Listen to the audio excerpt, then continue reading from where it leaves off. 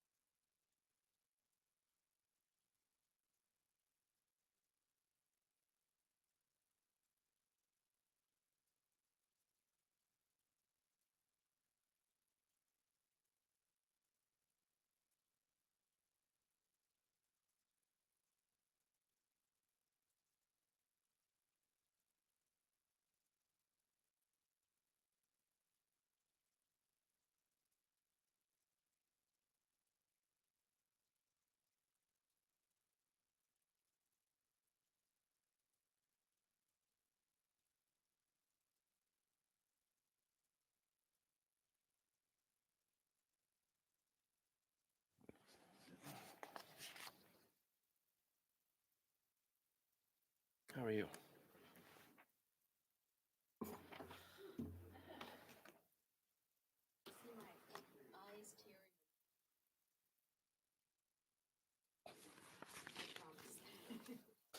You didn't have an allergy before.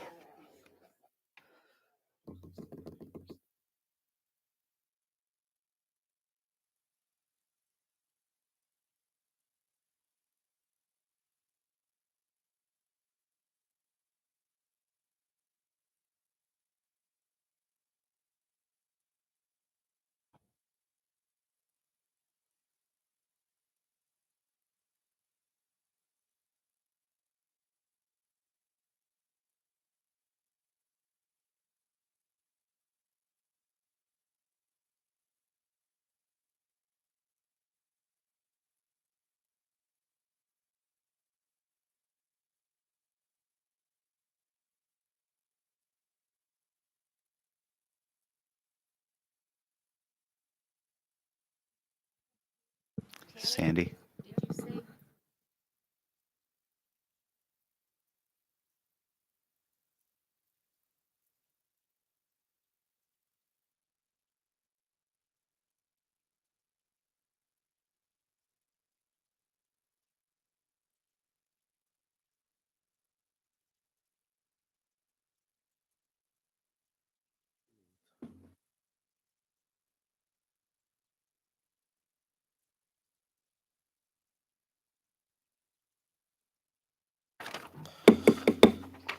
Good evening and welcome to your City Council meeting. Today is Tuesday, April 20, 2021, and it is 6 p.m. Regular meetings are held on the first and third Tuesday of each month in the council chambers at City Hall. Madam City Clerk, roll call, please. Thank you, Mayor. Councilmember Rains. present. Councilmember Sharma. Present. Mayor Pro Tem Genoway. Present. Mayor Minigar. Present. And Councilmember Jennings will be arriving shortly. Very good. This is the public communications portion of the agenda for the closed session only. Madam City Clerk, do we have any requests to speak forms? No, Mayor, there are none. Very good. Then public communications for the closed session is now closed. At this time, I would like to ask our city attorney to read us into the closed session, please.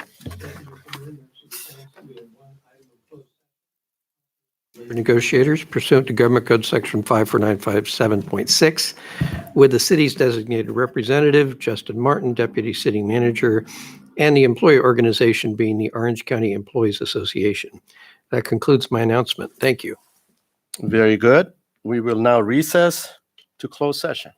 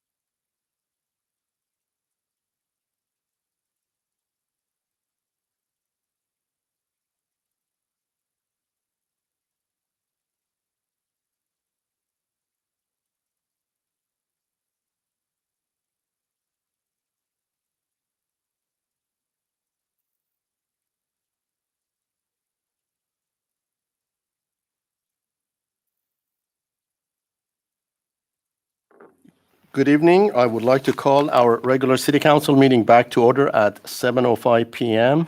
At this juncture, I would like to ask my colleague, city council member Sandy Rains, to provide us the invocation, please.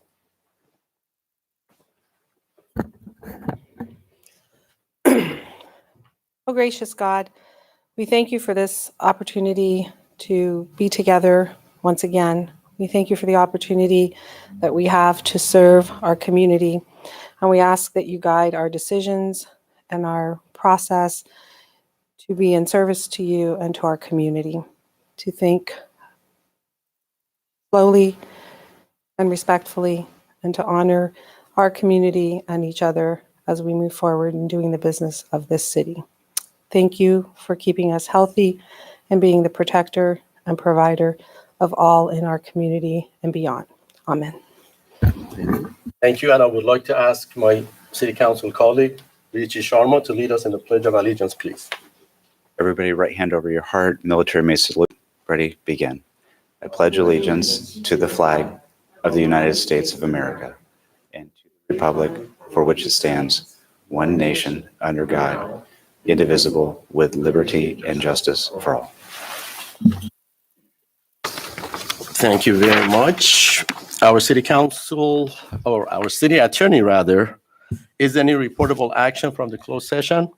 Thank you, Mr. Mayor, members of the council. The city council did have a closed session on item number 1, conference with labor negotiators, and that item is to be continued to reoccur at the end of the regular meeting. That concludes my announcement.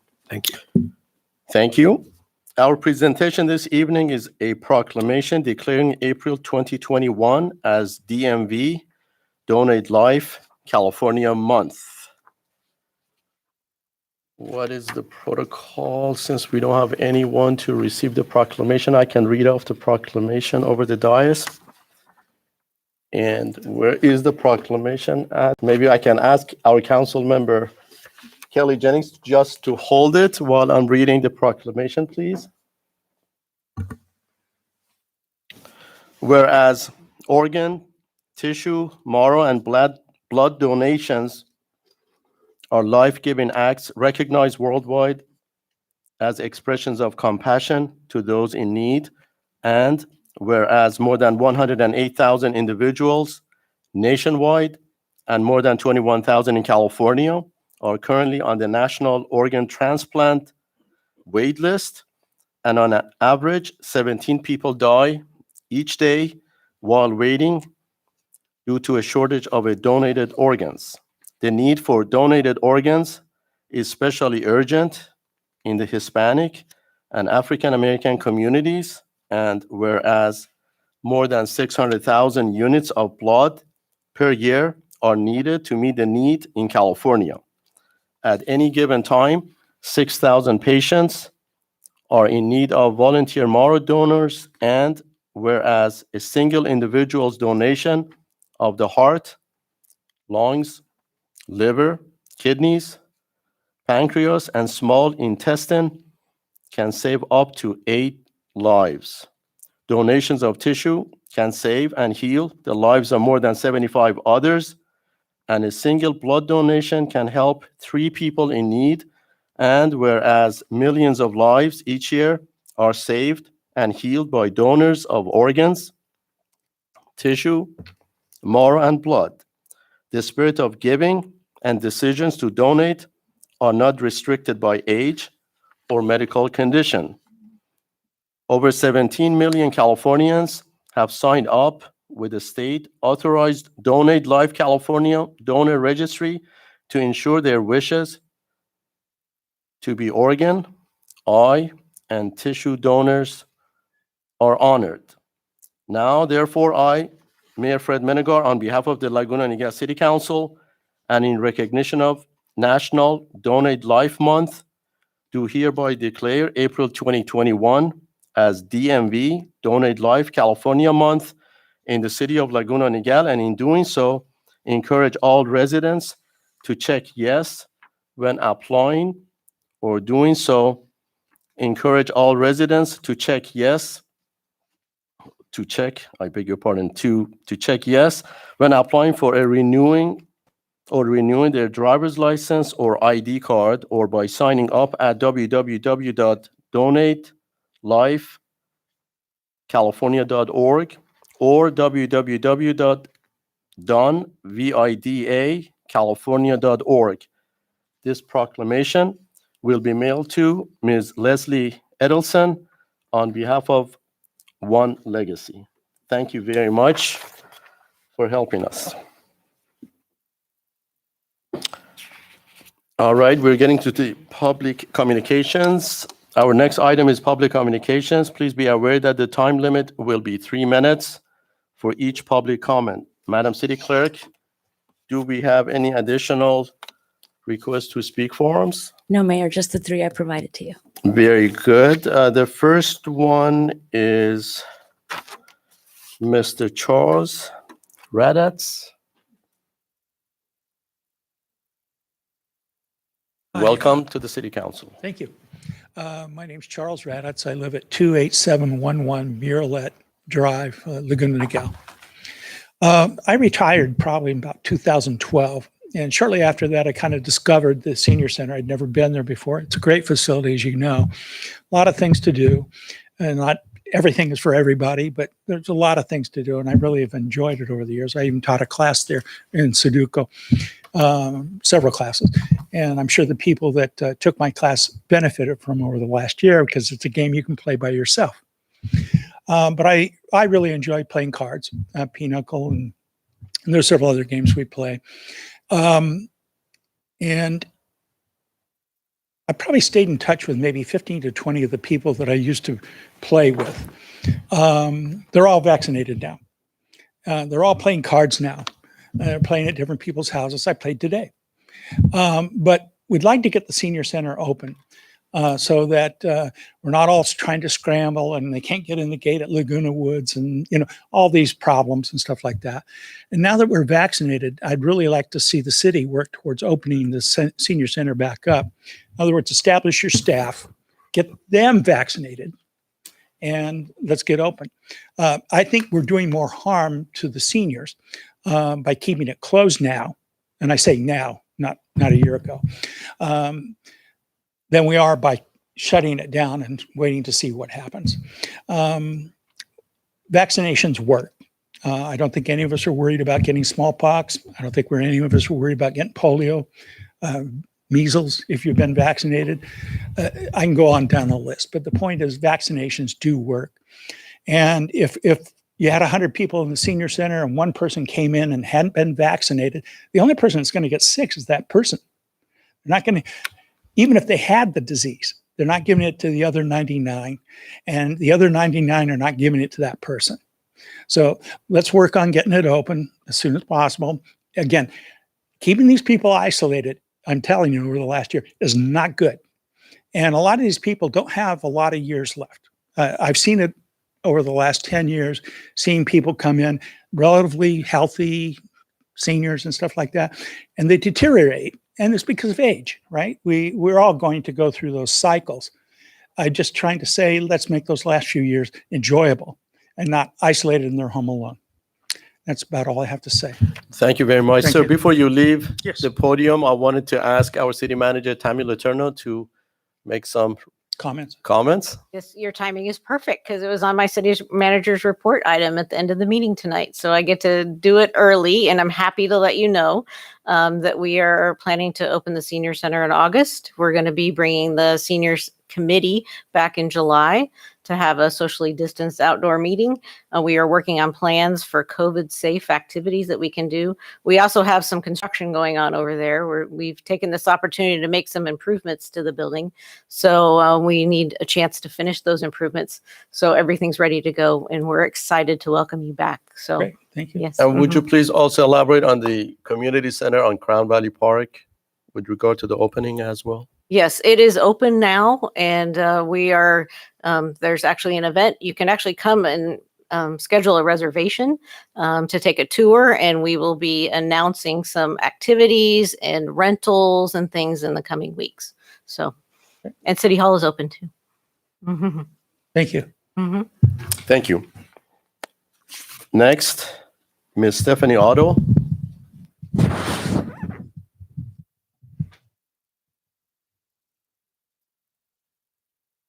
Try to juggle the mask and the glasses at the same time. My name is Stephanie Otto. Or I can take my mask off, but I don't know if the others would appreciate that. Okay, you're okay? It's your discretion. Okay. See, that doesn't work. Okay. My name is Stephanie Otto, and I'm Welcome. a resident here in Laguna Niguel. Want to make some comments on the mid-year budget update, February 2nd meeting. When the COVID pandemic hit, there were a lot of unknowns. How would this affect city revenues across Orange County? The Laguna Niguel city staff budgeted conservatively, released staff, the city manager volunteered a temporary pay cut, and the union graciously offered to forego an already agreed upon salary adjustment of 2.5%. This original adjustment was scheduled to take effect in January, but was offered, in light of the pandemic, to be delayed until July 21. The fiscal impact of this adjustment is $108,500. At the February 2nd City Council meeting, Finance Director Hendrickson gave the mid-year budget update. He reported that the city's property tax and sales tax revenues were higher than budgeted, and staff recommended approval of 5 items. The total increase in property tax revenue was $1.25 million. The total increase in sales tax revenue was $1.48 million. According to the August 4, 2020 investment report that I've got here, the city of Laguna Niguel had $50,916,090. There we go. In reserves conservatively invested. The total budget impact of all 5 items was less than the confirmed increase of $2.73 million. The council discussion regarding whether or not to follow the staff recommendation to approve all 5 items was incredibly disheartening to me. Ultimately, you all voted unanimously to approve 4 of the 5 items, not approving the $108,500 to the union employees, an agreed upon amount you will have to pay in July anyway. I just want to remind you of our mission statement here in Laguna Niguel. You guys know it. A lot of you probably developed it.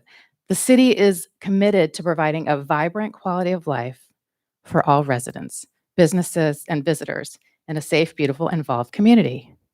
It shouldn't have to be explicit, but in order to achieve our mission, you need to treat your team with compassion and respect.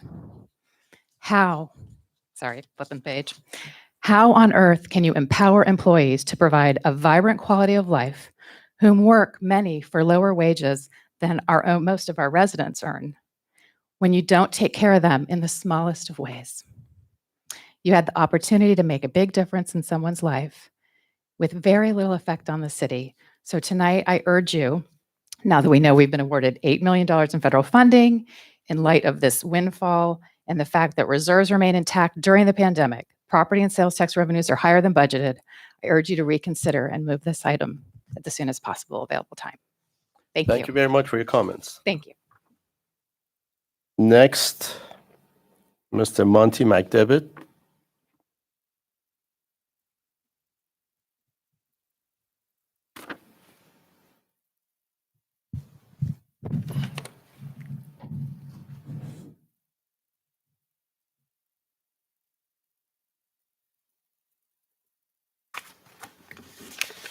Good evening, Mayor and city members of the City Council.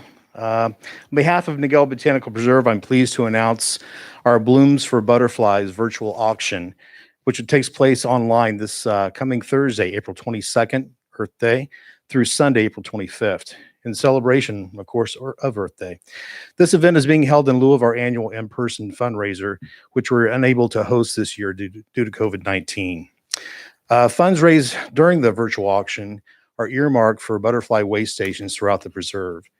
And these butterfly waste stations contain a variety of nectar-rich blooms, blooming plants, and milkweed plants, which allow our monarch butterflies to lay their eggs. The creation of the butterfly waste stations is one way in which Miguel Botanical Preserve is helping our endangered monarchs survive. Excuse me.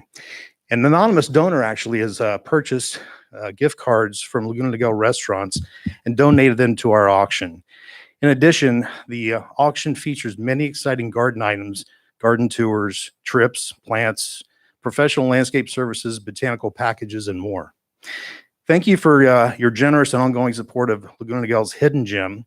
It's becoming actually not so hidden anymore. In fact, through encouragement through Councilmember Sandy Rains, we've actually increased our exposure to the surrounding South County cities. We've seen an influx of people coming to the preserve to tour our gardens, which remained open during COVID-19. Hopefully they stayed and spent some money here in Laguna Niguel while doing so. So again, thank you for your support. More information is available on our website at miguelbotanicalpreserveevent.org or by texting butterfly to 844-999-0515. And also, please stop by and take a relaxing walk through our gardens. It's springtime and we're in high bloom. Thank you. Thank you very much. I just wanted to remind you all, you actually will receive emails about our event, and please forward that to as many of your friends and family as possible. Thank you. We sure will. Thank you. Public communications is now closed. We're getting into our consent calendar. Items 1 through 6. Are there any items that need to be pulled or comments or for discussions? Mr. Mayor, I'd like to pull item number 1, please. Number 1. Any other items? Number 6. Number 6. Very good.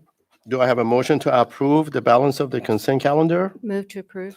It was moved by Mayor Pro Tem Elaine Genoway and seconded by Councilmember Sandy Rains. All in favor say aye. Aye. Aye.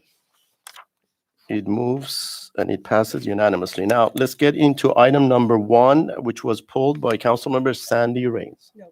Oh, Richie Sharma, I We beg your get pardon. confused a lot, so thank you. I'd like to call our attention to page 11 of 8 of the warrants. Specifically, I noticed the city over the last 2 quarters has spent just under $7,200 in graffiti removal within the city.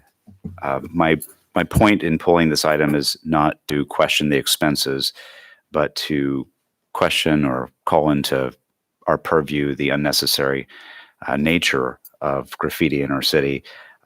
Perhaps we could have Jackie Scott of Public Works to give us a little background as to how we're addressing that. I know we've been very diligent about timely removal, and then if we could have our Chief of Police fall in there too. Thank you. Thank you, Councilmember Sharma. Yes, Public Works places a very high priority on responding to any graffiti that is placed around the city. We have crews of maintenance contractors that do go through the city on a daily basis, and if they see something, they go ahead and remove it. Or if we get reported graffiti from a resident, we do have a direct line to Public Works and a portal on our website where it can be reported. We call our contractor to come out and clean it up, and they come out usually within a day, and it's gone within a day, sometimes even within hours. It's removed from the city property to keep everything looking very fresh and clean. In terms of the ongoing programs, I'll ask Captain Virgil Asuncion to please respond. Just to piggyback off of Director Scott, for calls of service, especially during COVID, we have seen an uptick. So, with children at home and juveniles at home, teenagers, trying to find another avenue of activities, some of it has been graffiti. So we do respond to calls of service, and there has been a slight uptick from what I am told.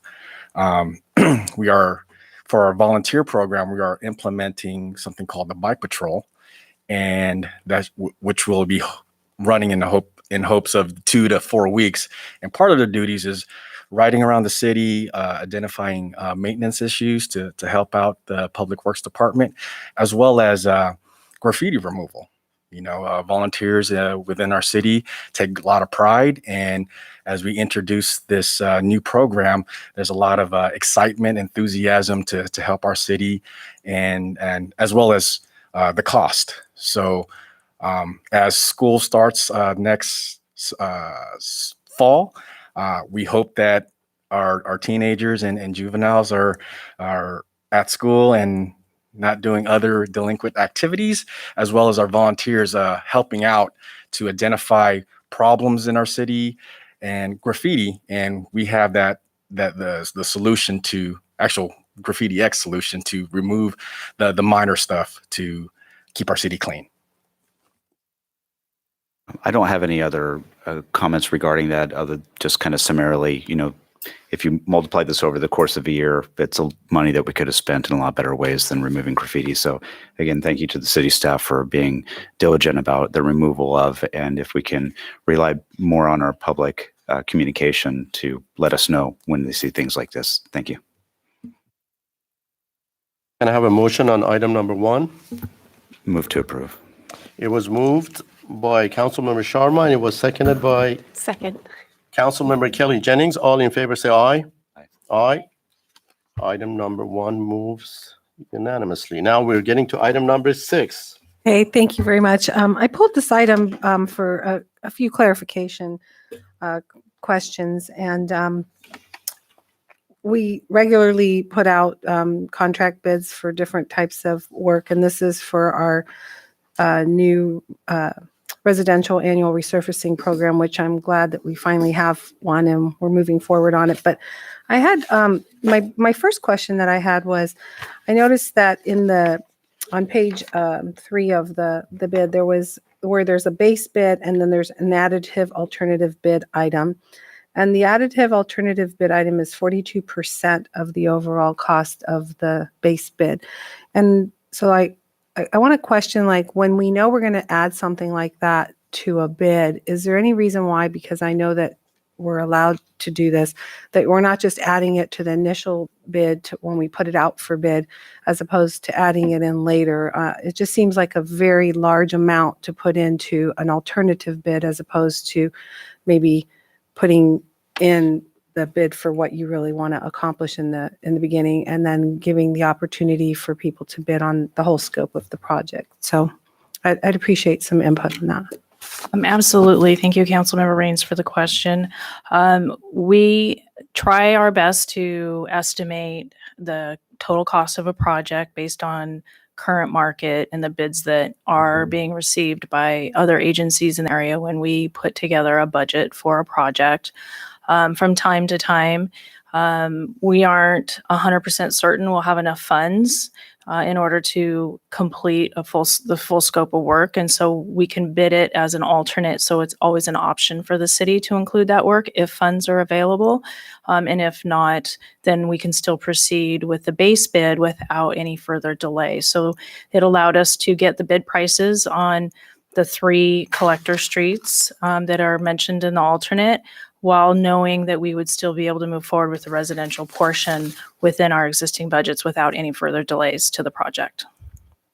Thanks, I appreciate it. So my follow-up question would be, since this is a residential resurfacing program, why wouldn't the additional, because it's such you have $2.7 million available, why wouldn't you have added a bid for a residential resurface project as opposed to choosing the collector streets?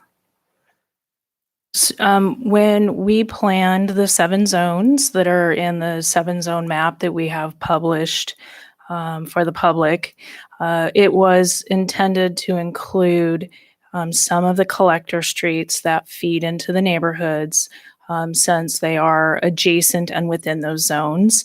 That was something that it's the right opportunity. You get the best bid prices because you're already including the residential areas, and then timing wise, it's the least inconvenience to the public. So it makes sense to include it in the same program, as those streets generally feed those neighborhoods within that zone.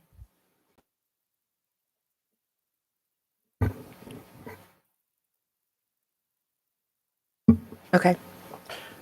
If I may interject, her questions raised one question for me. The criteria that you use, you go by the Green Book, the latest, which is established in 2021. Do you use the average price from there, or you use Caltrans average cost for Southern California, or you look at the previous construction company's cost to the city over the past maybe 2 years, and then you average out, and then based on that, you come up with the engineer's estimate for this project? We collect as much real data that we can. Generally, it's most accurate when we're able to see what some other local agencies have spent on their projects in the area, because it's likely the same bidders and the same type of work. And we use those numbers. I generally use an average of the current market prices that we're able to get that information to assemble our engineer's estimate. So this cost estimate, I mean, the construction cost that they have proposed is in sync with your numbers. Actually, we were very pleasantly surprised when we received the bids for this project. We had estimated that the total cost of the base bid plus the alternate would be over $1 million more. So we thought it was going to be pushing upwards of $4 million. We got the bids in exceptionally low. It's a factor of timing in the market, and the quantities that we were able to assemble together were large enough to bring the unit prices down. So we were very pleasantly surprised by the low cost of the total project.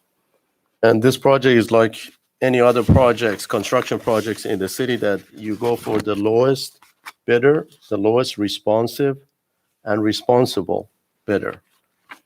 Yes, we're required by the public contract code, and our recommendations are in line with that contract code. Very good. So just a follow-up. So if I understood you correctly, from Mayor Minigar's follow-up question, you are saying that the reason you might not have added the alternative or extra in their initial bid was because you anticipated it being much higher than what it came back at? That's exactly right. So we wanted to make sure that we were able to move forward the residential program without any further delay. So we made those other 3 streets optional pending the availability of funds. We lucked out that the bid prices were very reasonable and we can award the entire contract. Okay, and then my final question, I think, is the funding source is M2 money, but was this project also budgeted in our regular capital improvement budget? Did we have extra funding in our capital improvement budget as well, or was it all from M2 money? We have a number of sources of funds for street projects, which are gas tax, SB1 funds, Measure M2 turnbacks. So these were M2 turnback funds that were available and are not excess funds from any other project. Okay. Thank you very much. I'll move the item with that. I second the motion. All in favor? Aye. Aye. The motion moves unanimously. All right. Now let's move on to the next item on the agenda, which is the public hearing. With regard to item number 1, introduction of ordinance number 2021-209 regarding adding organic waste disposal reduction requirements to the City of Laguna Niguel's Municipal Code. Deputy City Manager Justin Martin, staff report, please. Thank you, Mayor, members of the City Council.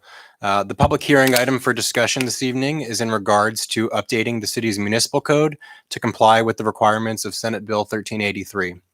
This law, which was passed in 2016, requires sweeping changes in how cities and businesses throughout the state of California manage and recycle organic waste, which is defined as food waste, green waste, paper waste, and other materials. The law includes many prescriptive policy requirements for local governments, including Laguna Niguel, with the ultimate goal of diverting 75% of the state's organic waste away from the landfill by 2025. The law also requires that municipalities update their municipal code by January 1st, 2022 to make organic waste recycling mandatory for businesses and residents. Trevor Blythe, a representative from the city's solid waste and recycling consultant Economics, is with us this evening, and he has prepared a brief presentation outlining the requirements of Senate Bill 1383 and the requisite updates to the city's municipal code. As you'll hear in the presentation, the city is well positioned to comply with this unfunded mandate without any rate impacts due to our proactive approach to the city's 2018 franchise negotiations with our waste hauler, CR&R. After the presentation, city staff, our consultant, the city attorney, and representatives from CR&R, who are all with us this evening, will be available to answer any questions that the council may have. So at this point, I'd like to turn the presentation over to Mr. Blythe. Thank you, Mr. Martin. Good evening, Mr. Mayor and members of council. As Mr. Martin noted, my name is Trevor Blythe. I'm a consultant to the city of Laguna Niguel. We've been working with you guys for about 5 years, and we're retained to assist with compliance with solid waste mandates from CalRecycle. So we're going to do a brief presentation this evening regarding Senate Bill 1383. So if you'd like to follow along, I'll get this on. So we'll start with an overview of 1383 at a very high level. Then we'll talk about specific organics recycling programs the city has in place currently as a result of the negotiations with CR&R and the newly negotiated franchise agreement that was effective 2019. And we'll go over the 1383 ordinance as well at a high level this evening. And then we'll open it up for any questions that the council may have. So brief overview of SB 1383. As Mr. Martin noted, the organic waste comprises of lumber, food waste, paper waste, and landscaping waste, among other materials. It comprises over 66% of the amount of materials that are thrown away in California landfills each year. So SB 1383 is targeting these materials for recycling with an ultimate goal of diverting 75% of these away from the landfill by the year 2025. It also targets edible food that's currently being thrown away and sets a recovery target of 20% of the edible food that's currently disposed of to be brought into the food pantry system and the food rescue system, acknowledging that there's a fair amount of food insecure individuals in the state of California. So as Mr. Martin noted, the requirements are very prescriptive at the city level. Here is an example of just 6 of the overarching requirements that cities must implement. First and foremost, cities must provide organics collection services to residents and businesses. This means containers for recyclables such as food waste, green waste, and other materials. Cities are also required to establish edible food recovery programs, which means working with food service establishments within the city to make sure that edible food is recovered into local food pantry systems. Additionally, the city is required to conduct education and outreach to the community to ensure that residents and businesses are aware of these requirements. The blue item there is cities are required to implement, procure a certain level of recycled organic content materials such as mulch, compost, electricity from biomass-derived products, and biomethane and so forth as a means to stimulate the market for recycled organic content products. And then cities are also required to have extensive record keeping and reporting requirements back up to CalRecycle on an annual basis. And then the topic that we'll discuss in depth this evening is cities are required to have an enforceable mandatory ordinance that compels their business community and their residents to implement organics recycling programs per the state law.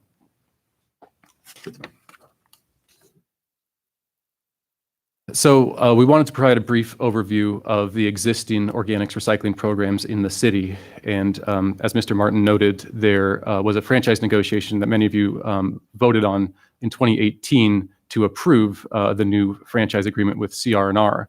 And our firm assisted the city with that negotiation, and we saw that SB 1383 was going to change the game and incorporate a lot of programmatic requirements on the city.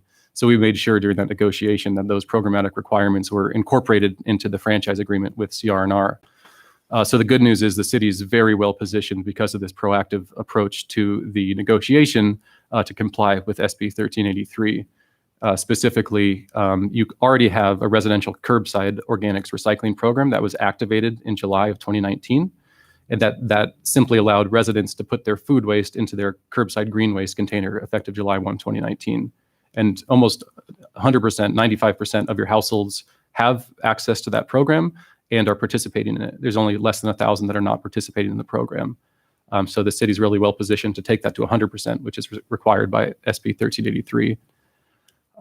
Similarly, the city has a pretty extensive and well-subscribed commercial organics recycling program. This is mostly targeted at restaurants and business parks with green waste and landscaping waste. And the city is currently at about almost 80% compliance with those businesses, which means only about 35 businesses will be required to participate in this program once this ordinance becomes effective. And there's also CR&R currently provides a food waste recycling program to multifamily properties in the city. SB 1383 will require 100% of the 43 multifamily properties in the city to participate in this program.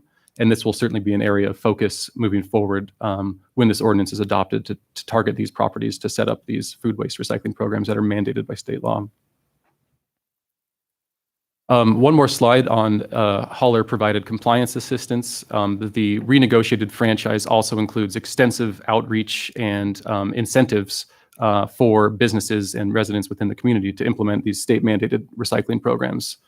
Specifically, there's a 50% rate incentive for recycling, dry recycling, paper, plastic, glass, and aluminum service, as well as organic waste recycling for food waste and green waste, which means as a business, it costs half as much to recycle your organic waste or your dry recyclables compared to trash. So the rate structure is set up such that you might be able to reduce your disposal cost by complying with these state mandates. So there's a compelling business case in addition to the requirements from the state to do these programs. CR&R is also required to dedicate 2 full-time sustainability coordinators to the city of Laguna Niguel, one of which is in our crowd tonight, Mariah Custer. These individuals are out in the community every day, working with businesses, training staff on how to use these programs, putting together cost-saving proposals for these businesses to help transition more and more businesses into compliance. There's also a requirement that every household in the city receive one of these 2-gallon kitchen pails that's shown in this graphic here. So every resident in the city should have one of these that were distributed by CR&R in 2019. And as we roll out the multifamily program, multifamily residents will be provided these as well to help them consolidate their organic waste. And CR&R, lastly, is responsible for providing the city with extensive reporting that's required by SB 1383 that the city can in turn submit to CalRecycle, the state agency that oversees solid waste and recycling. So that's kind of where the city's at right now in terms of its organic waste recycling program. As you'll note, almost fully compliant with SB 1383 already. There's a few things that will have to move forward in order to be fully compliant with SB 1383. And one of the larger items is a mandatory participation ordinance. As Mr. Martin noted, CalRecycle and SB 1383 are requiring that cities adopt this ordinance on or before January 1, 2022. The ordinance must include enforcement provisions to compel non-compliant businesses to implement these programs. And that includes administrative citations and monetary penalties for non-compliance. However, cities are not required to enforce those monetary penalties until 2024. So it's our intent to use the tools that are in the city's existing franchise, its recycling coordinators, and its rate structure to get 100% voluntary compliance before 2024, when the city will be required to assess fines for non-compliance. So moving on to the actual specifics of the ordinance that is on the staff report for council's consideration this evening. As I noted, this is required by state law for cities to adopt this. The city used a model ordinance that was developed by CalRecycle that was more or less a template that could be adapted to local conditions, which is exactly what we did. We worked closely with the city attorney's office to make sure that it conformed with existing code and existing definitions and so forth. So some of the components at a pretty high level that are included in the ordinance for your consideration.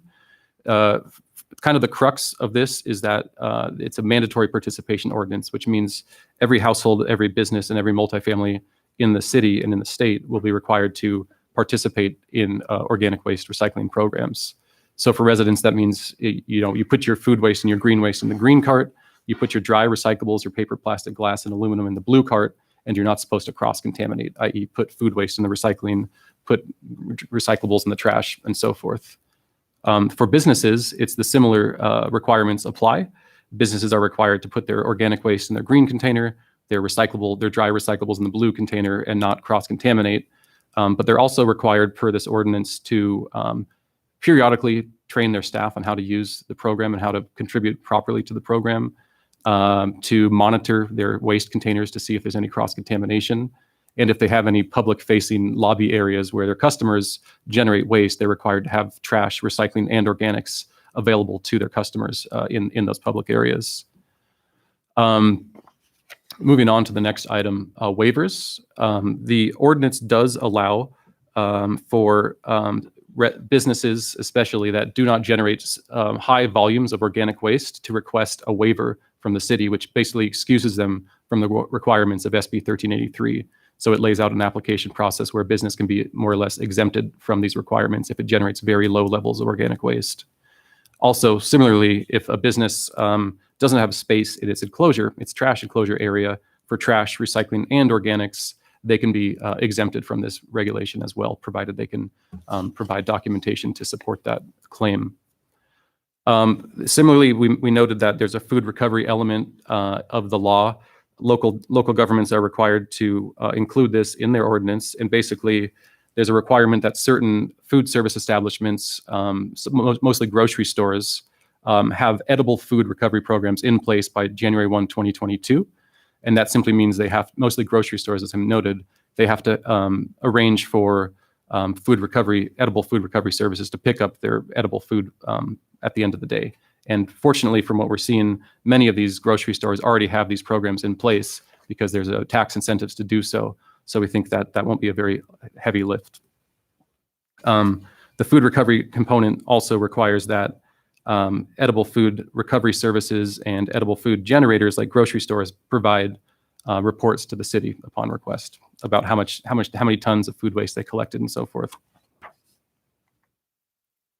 The ordinance also continues to allow self-haulers of organic waste and recyclables to operate within the city. Again, this is common practice for grocery stores to backhaul spoiled produce to their distribution centers that then eventually goes to industrial composting. The ordinance allows that to continue, but allows the city to request tonnage reports upon request. Cal Green, which is the California Green Building Code that is adopted triennially by every city in California, and local jurisdictions are required to enforce this. This ordinance includes enforceable provisions of Cal Green that basically say if you're a new building in the city and you're trying to pull a permit, or you're doing an extensive addition or alteration of an existing building, it requires that you have room in your trash enclosures for all three streams: trash, recycling, and organics. So you're probably starting to see a trend here. So that is also required by the law and to be included in the ordinance. Similarly, there's a requirement that the city's model water efficient landscaping ordinance, or MOWELO, that was adopted in 2015, be updated to require that certain projects apply compost and mulch to any landscaped areas that are associated with that permit.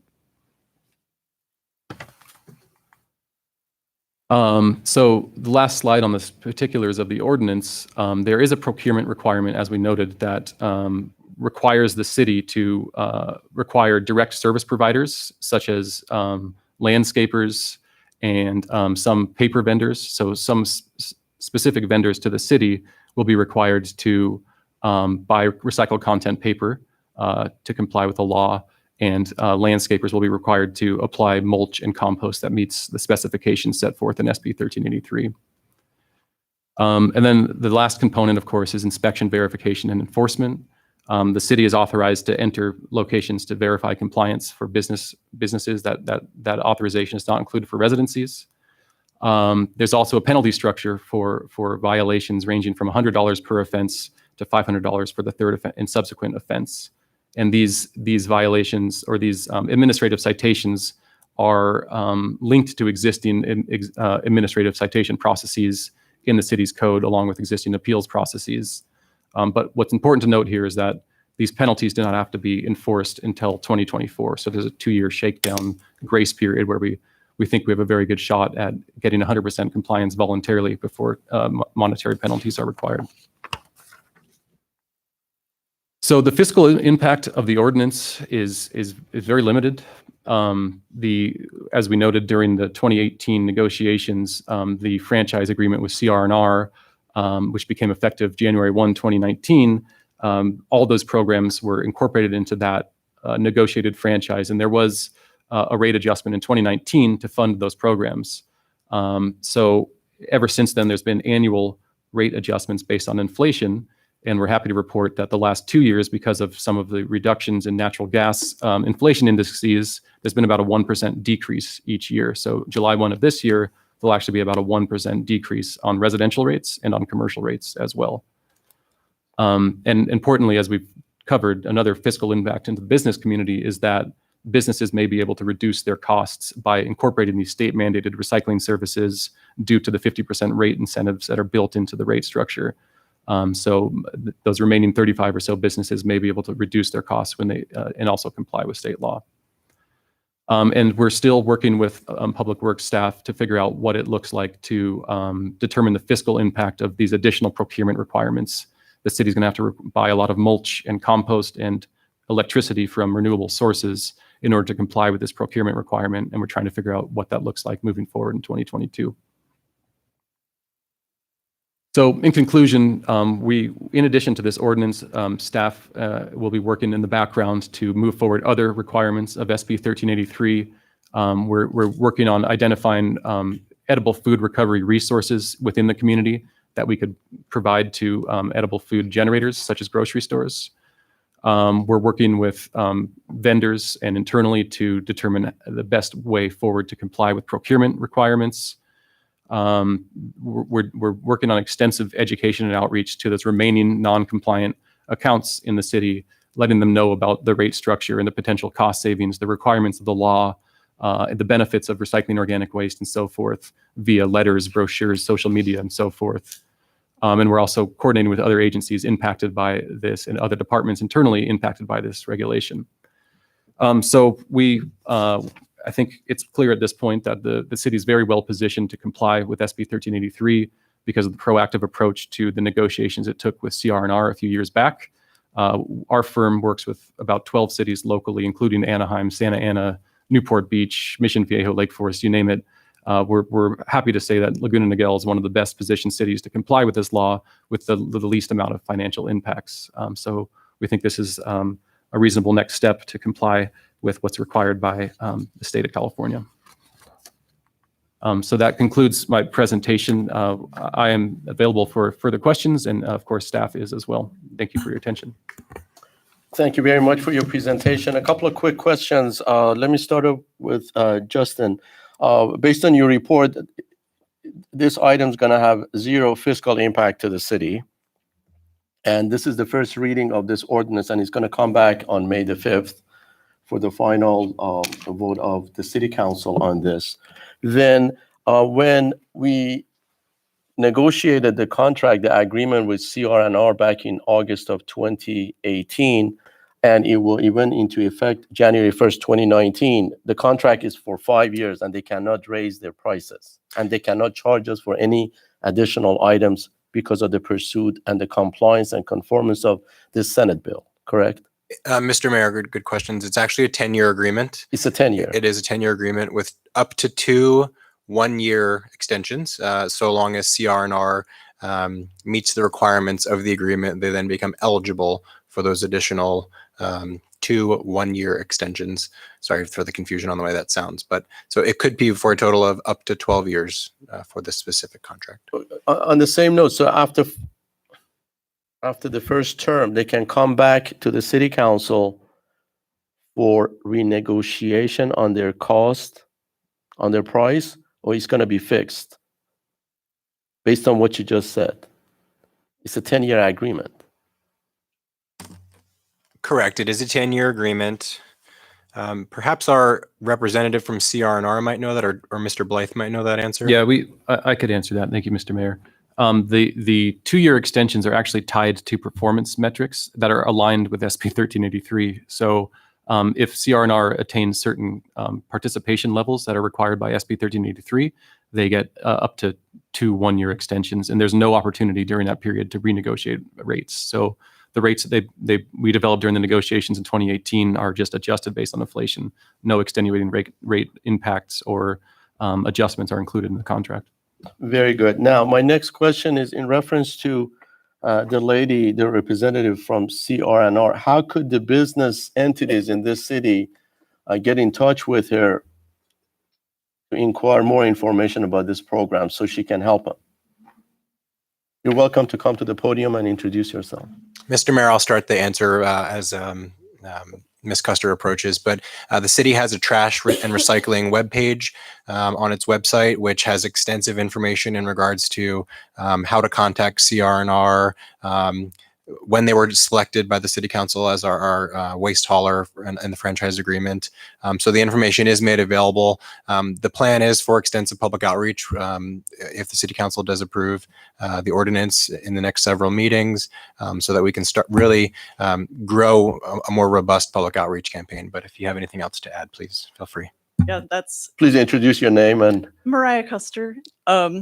Yes, I should be on the website, and also I'm always in the city. I was actually in the city this morning and visiting all the businesses. I have to do that through the contract. So your phone number and your email is posted there, and small businesses in this city can get in touch with you and you can help them out yes, with any of those issues. Then my next question is with regard to the enforcement aspect of this that is going to become effective in 2024, if I understood that correctly. So who's going to pay for that? Is they're going to pay for their staff because of the penalties that they're going to be imposing upon the violators, correct? Zero cost to the city. So it'll be a function where CR&R, through their routine checks, Mr. Mayor, that they'll find if there are businesses that are non-compliant. If at first we do see they are, we might offer them a waiver to see if that's something that they are eligible for first. But then it would move through the code enforcement process, which would then be that administrative citation that we mentioned, which is in line with all of the other administrative citations in the municipal code. I would add that we start with education first. We don't just go to citations. So it's a whole education process before we would ever get to the citation level. Very good. Now I'm going to open it to my city council colleagues. And before we do that, let me check with our city clerk. Do we have any public comments on this item? No, Mayor, no public comments. Very good. So the public comments portion of this item is closed. I start off with Councilmember Kelly Jennings. Thank you very much, Mr. Mayor. Just want to let the city has already started sending letters to businesses. I know we've received one just notifying us that this is happening and we need to comply and how to help with that. So the city is already being proactive in that to be compliant with the law. So I really do appreciate that. So thank you. And you guys are great presentation. Thank you for your help. Mr. Mayor, I might add that there are only 35 businesses that are out of compliance in the entire city. So we know who those businesses are and that those letters have been sent, and the public outreach will obviously ramp up from an educational perspective. Very good. Any other questions? Councilmember Sandy Rains. I do have a question. We were talking about the contract is 10 years, and in the report here, it talks about under the fiscal review that the city's expecting a rate decrease for both commercial and residential. And this decrease is a result of the 21% drop in PPI for natural gas. So what does that mean, the decrease in the cost to the business and the resident for their CR&R services, or is that for something different? Mr. Blythe, you want to take that one? Yeah, that's exactly that. There's a 1% reduction in all the residential trash costs. They pay a bill quarterly to CR&R for trash recycling and organic waste service. That'll go down about 25 cents or so effective July 1st per month. Same with businesses. Of this year, July 1st Yes, of this year? yeah. Okay.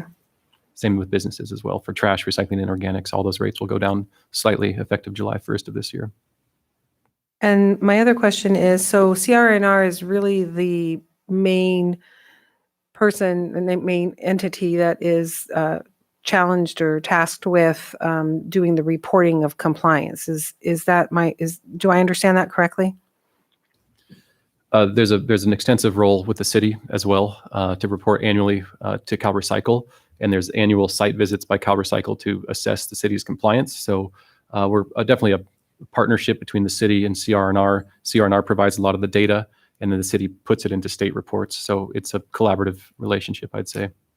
So I guess I'm confused as how it wouldn't have a fiscal impact on our city if this was an additional role that we had to play in keeping up with compliance and all of the We're not hiring reporting. additional staff. It's just something that our It'll be staff something. does and has Okay. to report to. Just wanted to verify that. Okay, thank you. That's all. Those are all my questions. Mayor Pro Tem Elaine Genoway. Thank you, Mayor. The 2 dedicated full-time sustainability coordinators, they work solely in Laguna Niguel, or is their time shared with other cities? It is solely in Laguna Niguel. So your rate base is paying for those 2 individuals, and they are only working in Laguna Niguel. Okay, great. And you mentioned some education outreach to those that are not currently in the program or complying. Is there an education program for those residents that are currently in the program, but maybe need some robust re-education? There is, yes. There was, before COVID-19, CR&R was in the door to door to all 19,000 households in the city of Laguna Niguel, knocking on the door, providing additional outreach materials. That, of course, got stopped in its tracks in March or so. But we expect to resume that once risk levels go down a little bit further into the yellow tier. So, Okay, great. Yeah, because I think it's very important for that to continue. And maybe because we haven't had that education piece, at least to the residents, it needs to be reintroduced so we can have further compliance. Agreed. And question, one of the first slides that you showed identified paper as an organic waste, but from your report, my understanding is we're not going to be disposing of our paper any differently than we are now. Is that correct? Because right now the paper goes in the blue or brown container, not the green. You're absolutely right. Yeah, that it's because it comes from trees. It's got categorized into the definition of organic waste regulatorily, but the expectation is that goes into the blue recycling container still, Okay. or brown in some cases. Okay, well, I have one of each, so. Okay. All right. Thank you. Thank you, Mayor. Councilmember Sharma. So it's actually okay when my kids are eating paper, I suppose, right? Good fiber. Yes, good fiber, right. Just a point of clarification, and you had mentioned the inspection, the mandatory inspections for compliance were relegated to businesses and do not apply to residences, right? That is correct. Okay. Beyond that, I know a lot of individuals endeavor to compost at home, and I think the overarching issue that comes as a result of that is increased costs with nuisance abatement within our city and redistribution of organic materials throughout neighborhoods. I know in our neighborhood, we have a problem with crows right now streaming materials throughout people's fountains, and it's causing quite a bit of an issue. So I think the program's great. I just want to make sure that in accordance with the Senate bill, that we have ample amount of communication ahead of time between your entity and our city. Yes, and I will note that residents are continued to allow, per the ordinance, are continued to allow to do backyard composting programs, such as you noted. But there is an extensive, the city and its staff is going to do extensive outreach to these non-compliant accounts and to residents in general as part of the rollout is the intent. Okay, thank you. Any other questions, comments?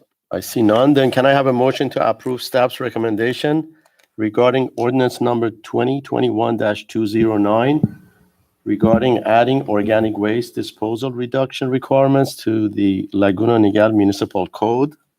I'll move. It was moved by Councilmember Kelly Jennings. I'll second. And it was seconded by Mayor Pro Tem Elaine Genoway. All in favor say aye. Aye. Aye. This item moves unanimously. Well, thank you. That concludes our public hearing items. So we will now move on to the council reports and then city manager report later. I start off with Councilmember Kelly Jennings on my far right-hand side. Thank you, Mr. Mayor. Appreciate that. A few comments tonight. I just want to encourage everyone to attend the Miguel Botanical Preserve virtual event that's starting on this Thursday, April 22nd through April 25th. And just a few little fun facts about the preserve, if you don't already know. They have a 2,000 plant species, 4 miles of walking trails, 18 acres of land, and they're open 7 days a week, and it's a beautiful place, and love supporting them. Yes, and it's free. Thank you, Mr. Mayor. Great. Our youth committee continues Wellness Wednesday workshops, and the next workshop is next Wednesday, and the topic is exploring mindfulness strategies to manage emotions and stress. So such a great topic for our youth to learn as they grow. And to our Ava August, we are so proud of you. For those of you who do not know, Ava was on American Idol and was just recently eliminated. But Ava, you are an incredibly talented individual and you've made our city very proud. So do not give up on your dreams, and there's so much more in store for you. So you have our support. And lastly, I just want to say that today is a truly great day when our sense of justice meets up gracefully with our experience of justice.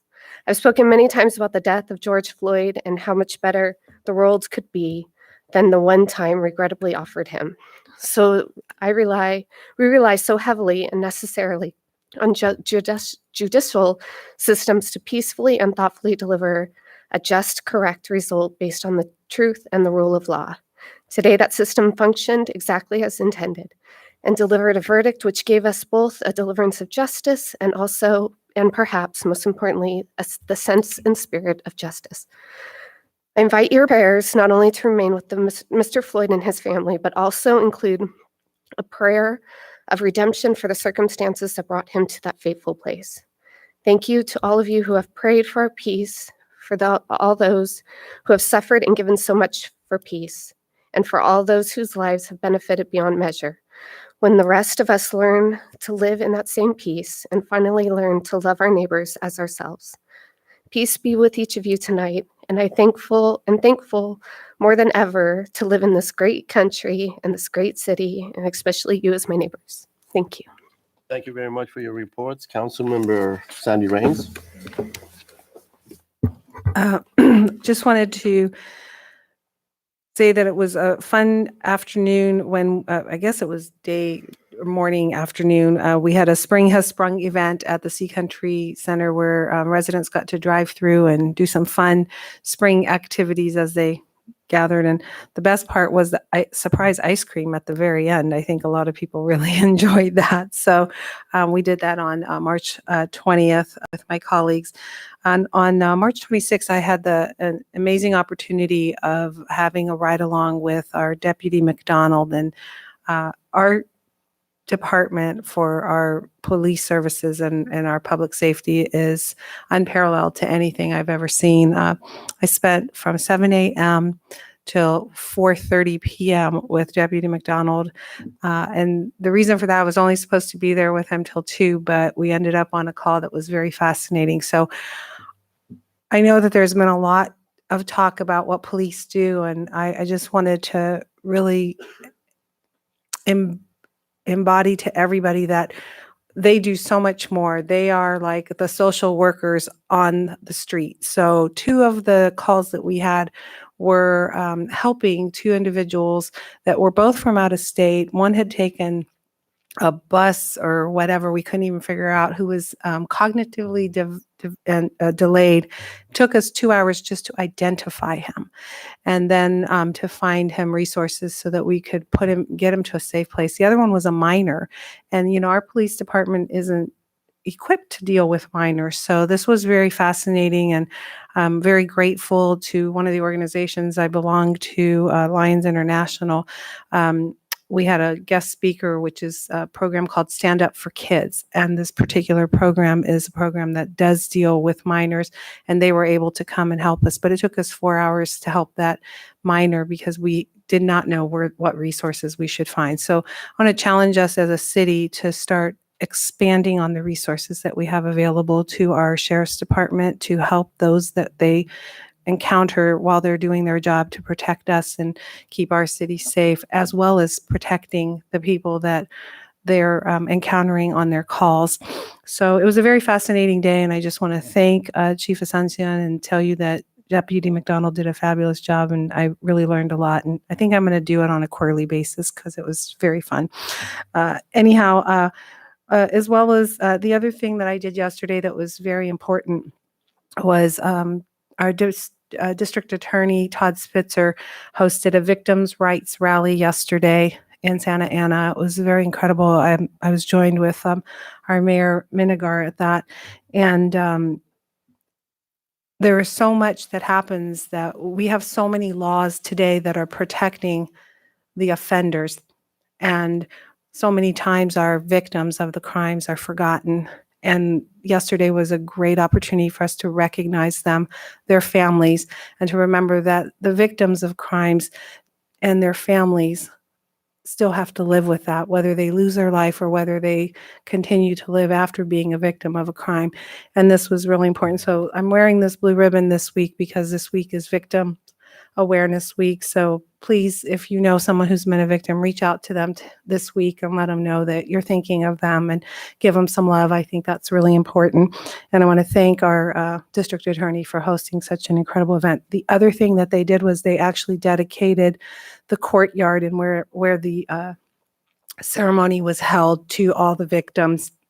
And I thought that was really special. So they're going to have some kind of a special plaque there that shows that it's dedicated to them. So that was really something special to be part of, and also to remind us that there are people who suffer and that they're still suffering after they've become a victim. So that was my most and finally is the Botanical Preserve is my favorite place to walk. So please take the time to support them. You can also become a member. And when you're a member, you can get a ride on the golf cart for your tour with up to 4 people. So I highly suggest that you do that too. Thank you very much. Thank you. Councilmember Rishi Sharma. Thank you, Mayor. Orange County Business Journal reported the March unemployment numbers fell to 6.4%. While that seems outstanding, I'd like to encourage everybody to remember that this pandemic cycle might have put some people over the edge, and employment is not necessarily an immediate access to get out of their financial holes that they've found themselves in. So please continue to reach out to your family and friends and neighbors and colleagues for financial support as necessary.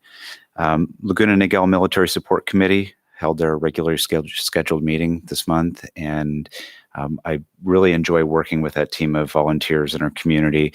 They do a great service, provide a great service to our military service members, and want to encourage everybody, if you haven't looked into it, please visit our website. OC Vector Control held their regularly scheduled meeting this month, and I'm proud to report that we continue to represent our taxpayers and residents of Laguna Niguel in a very fiscally strong and responsible manner. Thank you again to the staff and Chief Ascension for the work that you do for our residents. Thank you. Thank you. Mayor Pro Tem Elaine Genoway. Thank you, Mayor Minigar. The Orange County Public Library reimagined, I'll borrow our Director of Parks and Recreation's word, reimagined Literary Orange. That has been going on for about 16 years now. So this year it was done virtually. And so they are in the middle of it right now. They've hosted 2 nights and we'll have 3 more coming up. So great sessions with very famous, well-known authors. You will know their names, and you have a discussion with them, or you get to hear them while you're sitting in the comfort of your own home for these virtual talks. But if you'd like to get tickets, they're still available at literaryorange.org, and I highly encourage you to do so because it is a fascinating opportunity. Last Tuesday was the last junior civic workshop of this school year. And I have to thank Director Rivera and his team for reimagining, and I love that word you came up with, reimagining Junior Civic Workshop this year so we could still conduct it. So these students did not lose out. So it was conducted virtually all year and had very interesting speakers. This was the 6th year of the Junior Civic Workshop. It's our city's 6th year of teaching students about their local government, the responsibilities of good citizenship, and how to participate in their government in a positive manner. So this year, we had 91 students, 91 middle school students participated throughout this school year. So I am so proud of all of them for taking the time to learn about their local government and taking that first step to responsible citizenship. So graduation celebration guests were Mayor Minigar, Senator Bates, Assemblywoman Davies, Supervisor Bartlett, Trustees McNicholas and Jones. And our superstar participants with outstanding attendance are Jack Roach, Viana Najafi, Michaelin Briggs, Claudia Fabian, Abigail Verando, and Catherine Verando. So congratulations to all of them and to all of the students who participated throughout this school year. We look forward to seeing all the middle school students back in September, and we're looking forward to, keep our fingers crossed, conducting it in person. So, and the last item I want to talk about is last Friday, I went to Sacramento, or at least virtually. It was the Association of California Cities virtual Sacramento trip. Usually we actually go to Sacramento, but this year we did it virtually. And as the chair of the ACCOC Legislative and Regulatory Committee, it was my honor to be the moderator for the panel. So we met with Assemblymember Lori Davies, Senator Scott Wiener, and Senator Josh Newman. And we had a very robust dialogue regarding proposed and pending legislation that affects our cities. And, the legislators present bills and propose bills that we may agree with or we may disagree with. And we had the opportunity to discuss this with them and tell them actually what items would maybe not impact our cities in the best way, why we would oppose a piece of legislation, or how could we move to support it. So one piece of legislation that is greatly concerning to cities is SB 9. And SB 9 will have a negative impact on our neighborhoods and take away or greatly reduce the authority of the local government in regards to the development in our community. So this is something residents need to be informed about and learn how they can take action and learn how to communicate this information they learn to others throughout the state so they can contact their legislators. So we'll be hosting an educational virtual town hall on May 5th on SB 9. So please watch for information. This is a time to educate yourself about legislation in Sacramento, and so that you can be the voice to impact those laws that are made and have an influence on those laws that affect all of our lives. And thank you, Councilmember Jennings, for your words of grace this evening. Thank you. And that is it, Mayor. Thank you. Thank you very much. In the interest of time, because we're going to have another closed session meeting that we need to continue, I wanted to turn it over to our city manager, Tammy Letourneau. Thank you. Just two quick updates on some great events coming up. Our summer showcase event at the Crown Valley Community Center will be held on May 1st from 10 to 3. This is an opportunity to come tour our beautiful new community center. Reservations are required. And the Jurassic Park Trails and Tales event is coming up on May 14th, 15th, and 16th. Registration is required, and participants can begin registering on Monday, April 26th at 9 a.m. And all the registration information can be found on our website at www.cityoflagunaniguel.org. That concludes my report. Thank you very much. At this time, I would like to have our city attorney read us into the continuation of our closed session meeting. Thank you very much, Mr. Mayor, members of the council. We have one item of closed session. It's again conference with labor negotiators pursuant to Government Code Section 54957.6. City's designated representative is Justin Martin, the deputy city manager. The employee organization is Orange County Employees Association. This is a continued closed session that commenced at 6 p.m., was recessed at around 7 p.m., and we're reconvening it immediately after this meeting. Thank you. Thank you.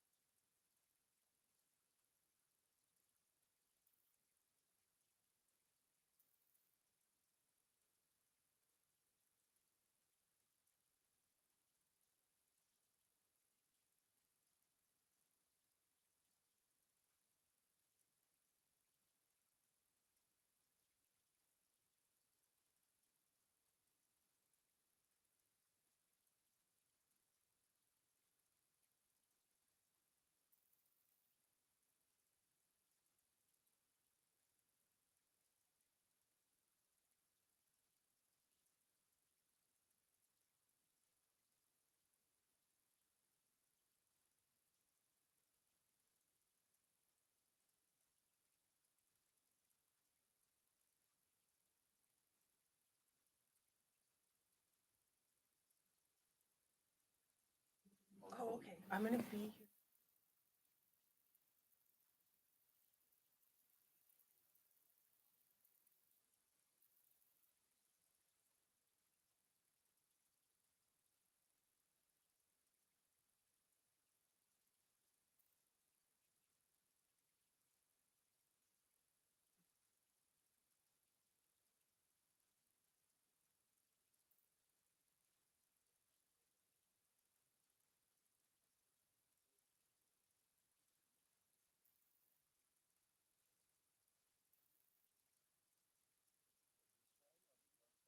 The attorney to report to us any status. Thank you, Mr. Mayor.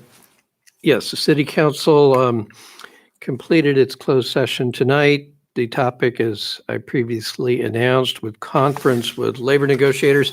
Direction was given to Justin Martin, Deputy City Manager, with respect to negotiations with the Orange County Employees Association. There is no final and reportable action, and that concludes my report. Thank you. Very good. We are now adjourned at 9:18 p.m. Thank you and have a nice evening.